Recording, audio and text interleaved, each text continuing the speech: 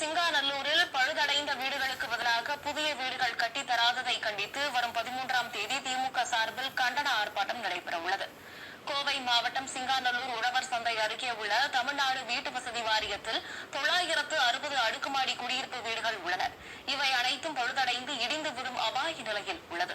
இது தொடர்பாக பேசிய சிங்காநல்லூர் சட்டமன்ற உறுப்பினர் கார்த்திக், சட்டமன்ற நிதிநிலை கூட்டத்தொடரில் வீடுகளின் நிலை குறித்து சட்டமன்றத்தில் கூறியும் அரசு கண்டும் காணாததும் உள்ளதாக குற்றம் சாட்டினார். அரசு சட்டப்பேரவையில் சட்டப்பேரவை உறுப்பினர்கள் குரல் கொடுத்ததற்கு பிறகு கூட இந்த அரசு இந்த நிலைமையில் இருந்ததுன்னா திடீர்னு ஒரு விபத்து ஏற்பட்டால் யார் பொறுப்பு இருக்கணும்? ஆகவே அதுதான் நாங்கள் மிக கடுமையாக நாங்கள் குற்றம் சாட்டுகின்றோம். இந்த அரசு ஒவ்வொரு பிரச்சனையிலும் மெத்தன போக்கை கடைபிடித்து வருகிறது. இந்த நாட்டில் ஆட்சியாளக்கூடியவர்கள், சட்டத்தை இயற்றக்கூடியவர்கள், எல்லாமே பண்ணக்கூடிய அனைத்து திட்டங்களும் இயற்றக்கூடியது சட்டமன்றம்.